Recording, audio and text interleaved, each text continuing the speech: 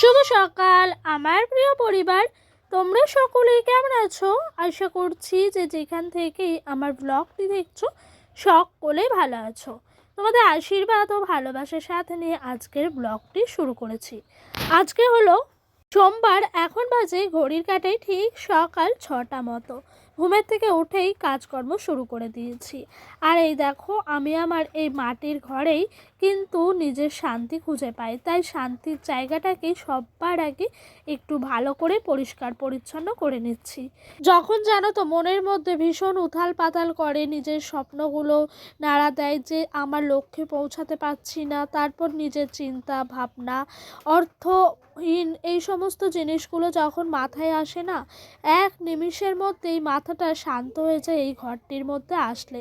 মনে হয় ঘরটির মধ্যে সেরকম কিছুই নেই, শুধু রয়েছে ভাঙা দেয়াল, আর ভাঙা দেয়ালের মাঝ দিয়ে কিন্তু সূর্যের আলো, বলে না ভাঙা ঘরে চাঁদের আলো, সেই হয়েছে। তবুও কিন্তু ঘরটার মধ্যে আসলে আলাদাই শান্তি পায়।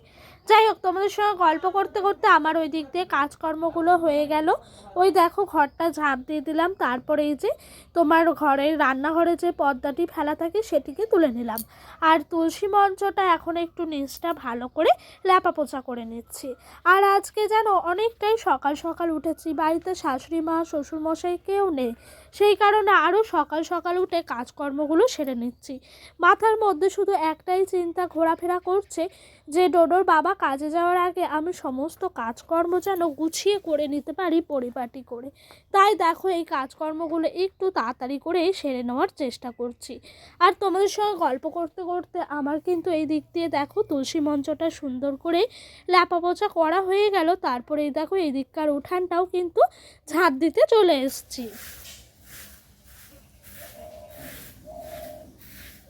আর জানো তো, কালকে রাতে না বেশ একটু জোরে হাওয়া দিয়েছে, এতে করে উঠানের মধ্যে একটু নোংরাগুলো যেন বেশি জমেছে। কেন বলো তো, ওই যে গাছ থেকে পাতা পড়েছে, তারপর এদিককার ধুলো ওদিকে এসছে, এরকম হয়েছে। তবে দেখবে ঝড় ওঠার আগে যদি দু এক ফোঁটা বৃষ্টি হয়ে যায়, তখন কিন্তু দেখবে এই ধুলোগুলো ওঠে না, সেই জলে এই ধুলোগুলো মরে যায়। আর ওই দেখো, আমার শ্বশুরমশাই ওই দিক দিয়ে নারকেলের পাতাগুলো ছাড়িয়েছিলেন, সেই পাতারই ওই যে ডালপালাগুলো সব এখানে রেখে দিয়েছে। আর এগুলো কিন্তু এখানেই জড়ো করে রাখা আছে, এগুলো শুকোলে পরে তবেই রান্নার জন্য ব্যবহার করব। তবে এখন সেরকমভাবে রোদ্দুর উঠছে না, কদিন ধরে মেঘলা মেঘলা ওয়েদার, বৃষ্টি হচ্ছে, সেই কারণে এগুলোকে তোলা আর হয়ে উঠছে না। আর তোমাদের সঙ্গে কথা বলতে বলতে এই দেখো, এদিক দিয়ে আমি কিন্তু উঠানটা বেশ তাড়াতাড়ি করে ঝাঁট দিয়ে দিয়েছি। আর উঠানের সমস্ত ময়লাগুলোকে একসাথে জড়ো করে এই দেখো এই দিক দিয়ে নিয়ে চলে এসেছি।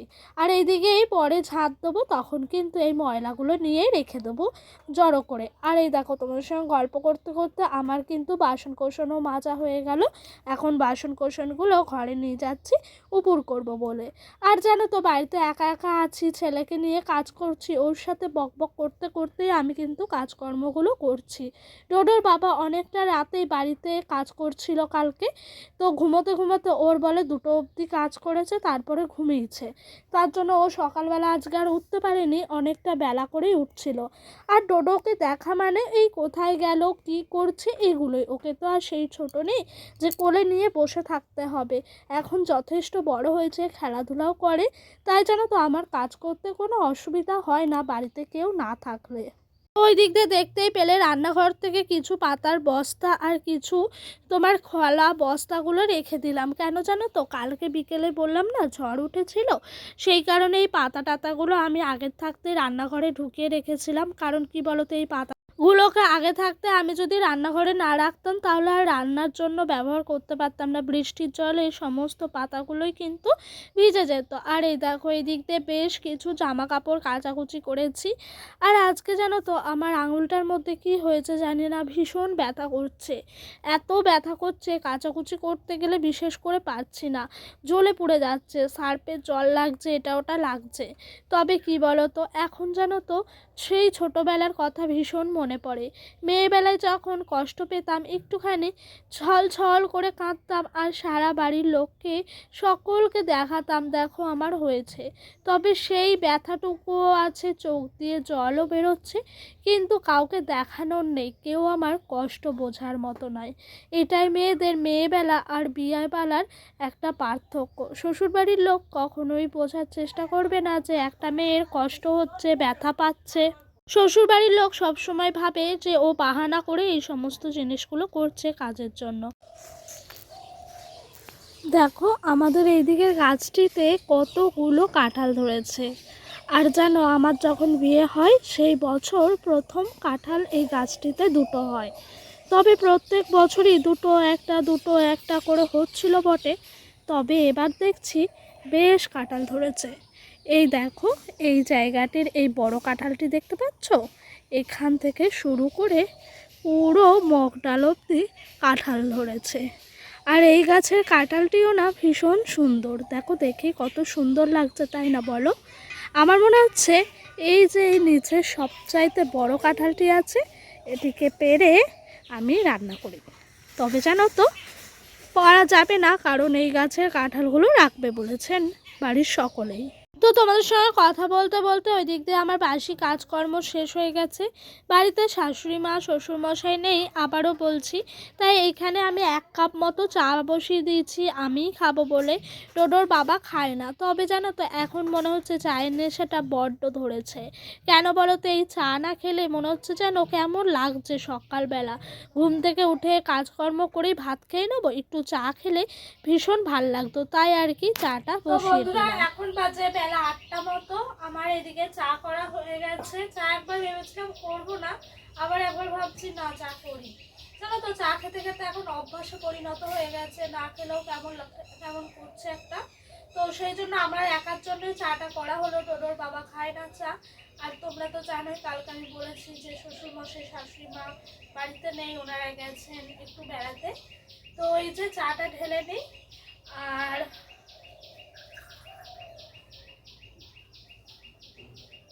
জানো তো এই যে এই লাউটা দেখতে পাচ্ছ, এই লাউটা সেই পরশুদিন রান্না করেছিলাম, তোমাদের তো দেখিয়েছিলাম।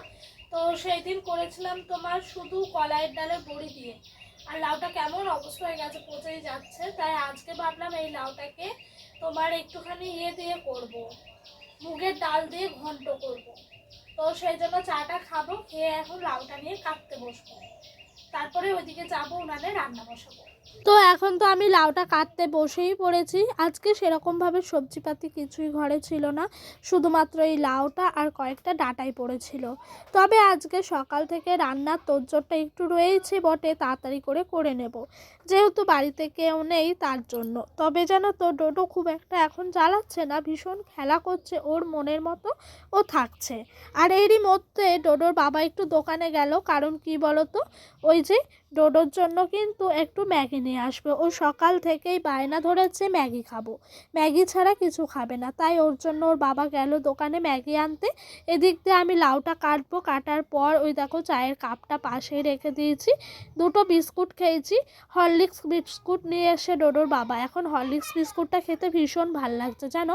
আমার কীরকম হয় জানো তো, সবসময় এক বিস্কুট খেতে ইচ্ছে করে না, কখনো মনে হয় টোস্ট খাবো, কখনো মনে হয় হরলিক্স বিস্কুট, কখনো পার্লেজি বাটার, এই সমস্ত বিস্কুটগুলো খাবো। তাই ডোডোর বাবাকে বললাম হরলিক্স বিস্কুট নিয়ে আসো, তো খাবো। তো ওই দেখো ও কিন্তু আনতেও গেছিলো, নিয়ে এসছে, বিস্কুটগুলো খাওয়া হয়ে গেছে। একবার করে সবজিপাতিগুলো কাটছি আর একবার করে চায়ে মুখ দিচ্ছি।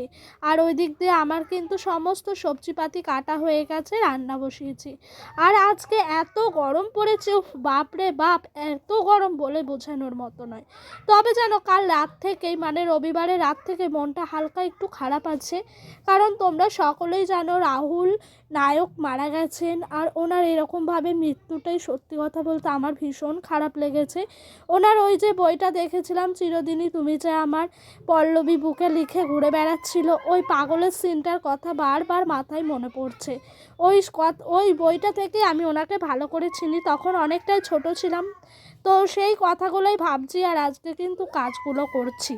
আর কাজ করতে করতে বারবার মনে হচ্ছে যেন মানুষ কিভাবে হারিয়ে যাচ্ছে, আমাদের সমস্ত চেনা মুখগুলো কিভাবে যেন দিনের পর দিন বিলুপ্ত হয়ে যাচ্ছে। তার জন্যই আর কি মনটা খারাপ হলেও কাজকর্ম তো আমাদের বাড়ির বউদের করতেই হবে, কাজ বন্ধ দিলে হবে বলো। তাই এদিকে আমি ঝটপট করে দেখো ডালটা সম্বাদ দিয়ে রান্নাবান্নাগুলো সেরে নিচ্ছি।